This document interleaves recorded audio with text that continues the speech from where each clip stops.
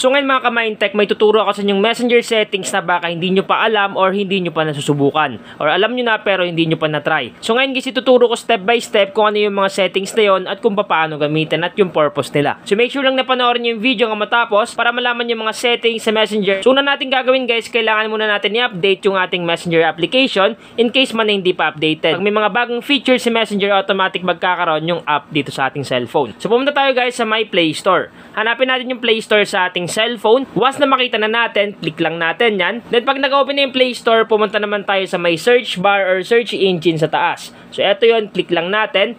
Then i-type lang natin dito yung Messenger. So once na ma-type na natin yung Messenger, pag may nakita kayo ditong update, i-click nyo lang. So sa akin, updated na, kaya wala nang nakalagay na update. So once na tapos na kayo mag-update, click nyo lang yung open. Click natin.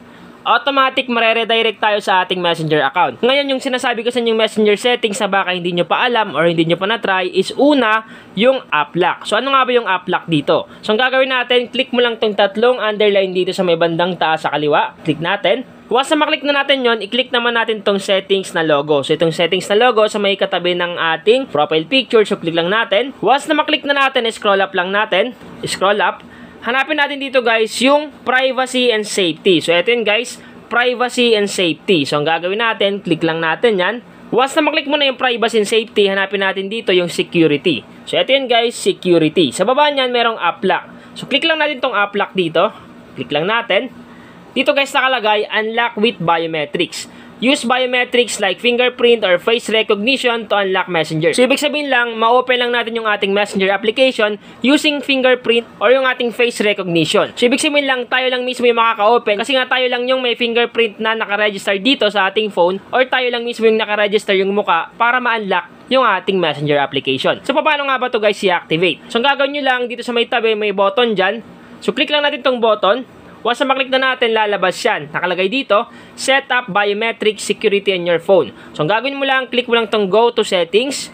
Click go to settings. Then, mare-redirect ka guys dito sa my biometrics. So, kung ano yung nakalagay sa cellphone nyo, kung ano yung available, kung fingerprint or yung face unlock, walang problema. So, sa akin, nakaregister na siya sa face unlock. So, ang gagawin nyo lang pag andito na kayo, pumunta lang kayo sa my app lock at hanapin nyo yung messenger na app. At i-turn on nyo doon. Para once na mag-open tayo ng messenger, automatic tayo lang yung makakabukas kasi nga tayo lang yung nakaregister sa fingerprint or tayo lang yung may alam ng pattern, sa screen lock, or tayo lang mismo yung nag-register ng face recognition.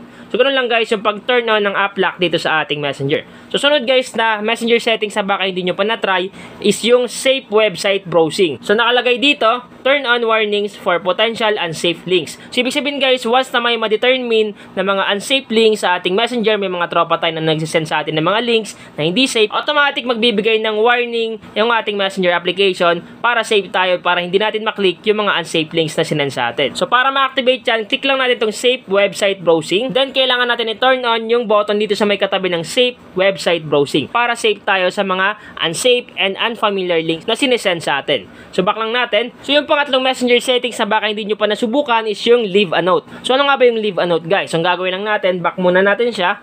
Back natin. Dito guys sa pinakataas na may profile picture natin, nakalagay dito, leave a note. So, ano nga ba to? So, ang gagawin natin, tap lang natin tong leave a note.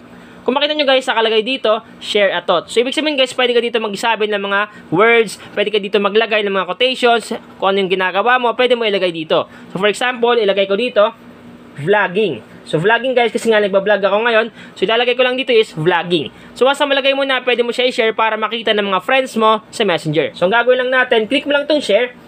So, once na maklik mo na, automatic guys, andito na siya, vlogging. Then, pag binak mo siya, back natin. Kung mapapansin nyo guys, dito sa aking profile picture nakalagay, vlogging. So, ibig sabihin lang guys, makikita ng mga friends mo yung nilagay mo dito sa may share a thought. So, kung ano yung sinabi mo dito, kung ano yung nilagay mong quotation, automatic mababasa nila. So, yun guys, yung tatlong messenger settings sa baka hindi nyo pa alam or hindi nyo pa nasubukan. So, sa mga alam na to, kahit hindi nyo na panoorin yung video, pero sa mga hindi pa nakakaalam, malaking tulong to para magamit natin yung settings sa ating messenger application.